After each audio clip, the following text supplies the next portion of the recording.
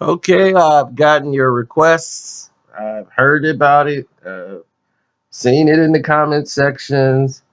You guys have been asking what's going on with LeBron James, and they broke in his house and all of this stuff.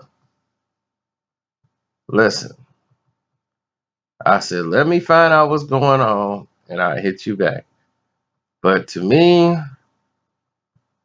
it does not surprise me one bit. Let's hear LeBron James speak on the incident. As I sit here on the eve of, excuse me, on the eve of one of the greatest sporting events that we have in sports, um, you know, race and what's going on comes again, and on my behalf and my family's behalf. But I mean, I look at it as this. I mean, if this is a shed of light and continue to keep the conversation going on my behalf, then I'm okay with it. My family is safe. At the end of the day, they're safe, and that's the most important. But it just goes to show that racism will always be a part of the world, a part of America, and hate.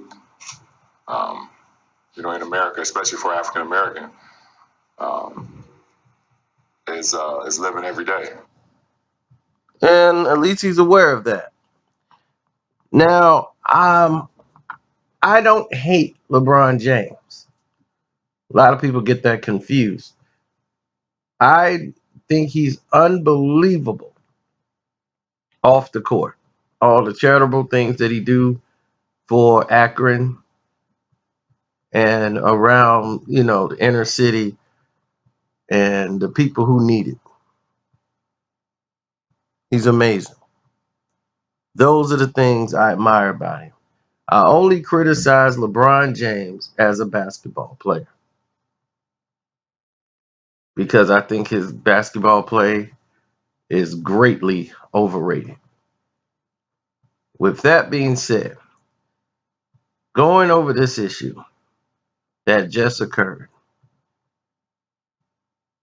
people were just talking yesterday and we had a conversation. They was like, man, this has like been the deadest buzz for an NBA finals there have been, because this is when I did the Adam Silver situation and we had the conversation about there was no game for Memorial Day. And it's like, man, there wasn't a game on Memorial Day. Like, when does that happen? Don't you remember the finals game? Like, it was always a big Memorial Day game, for the finals. And isn't this crazy? And I'm like, there's no game this weekend. And it's like 10 days before the final starts. Like, this is crazy. And I was saying, yes, that is true. And now, what is the media going to write about? Because look, you're going to have to interview everybody every day for like 7 straight days. Like, what more could you ask them? That's too many days in between to keep asking them the same type of questions over and over again. It's a mess. I'm like, that's too much of a gap. Super Bowl is different because you have so many different people, so many different stories you can get to keep the thing going along. You could do many interviews that'll last you 2, 3 weeks building up to the Super Bowl. The NBA Finals, it's really just a selective few that you really can interview that anybody would even care to listen to. So they have no buzz, none really going on, and nobody really likes LeBron James, especially when they're comparing him to Michael Jordan. I've seen more promotion on LeBron James versus Michael Jordan than I've seen Cleveland versus Golden State. And LeBron has been painted as the bad guy now due to all this. So because of that, things have changed. Now, from what I was told over the phone, people made it look like they broke in his house, they threw some stuff around, in his house, his LA home, and damaged some furniture or stole some things. And I didn't get that. All I'm getting is that it was vandalism, which means that somebody probably damaged the property, like spray painted the N word on the gate of his house. And to me, being in this business that I am in, I've seen it all. I've seen it when it mattered the most. I've seen it when it no longer made sense.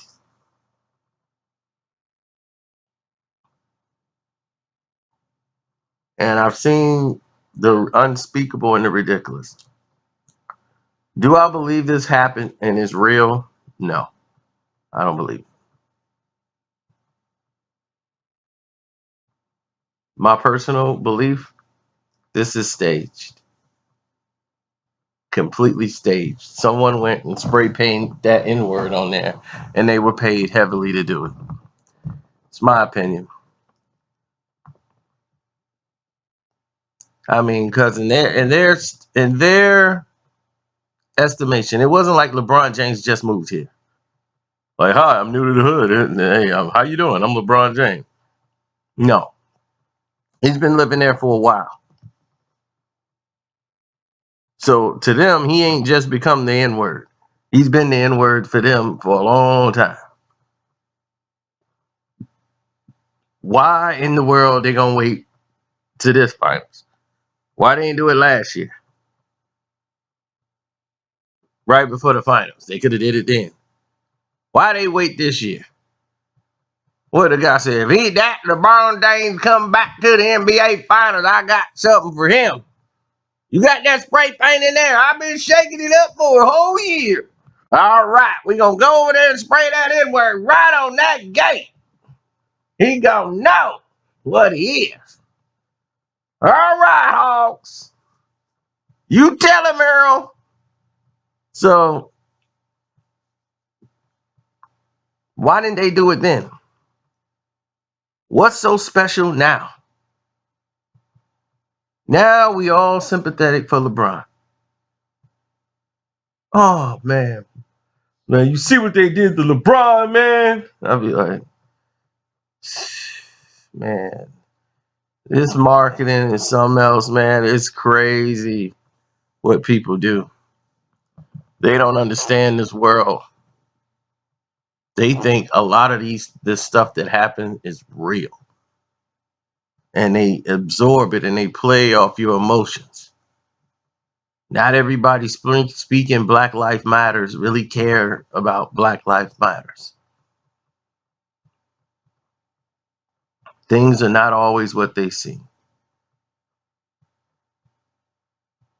I remember people who really went through vandalism had their whole house destroyed and had the N word sprayed all in their house.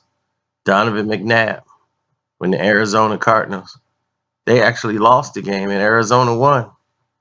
But he still lives in Arizona. They would have never seen my black butt again. They did something like that to me. But he still live there. Reggie Miller, heart and soul of the Indiana Pacers. His new his mansion that he had that was basically new, they burnt it to the ground. Burned his mansion to the ground when they lost in the playoffs. Burnt his mansion to the ground. I would have never played in that town again. So I've seen people really go through it, and they try to cover that up and not promote that.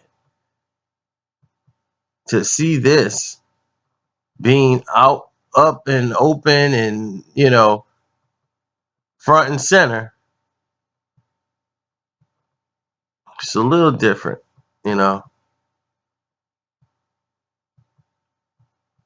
So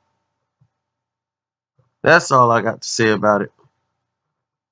Like I said, that's my opinion. I just don't think this is real.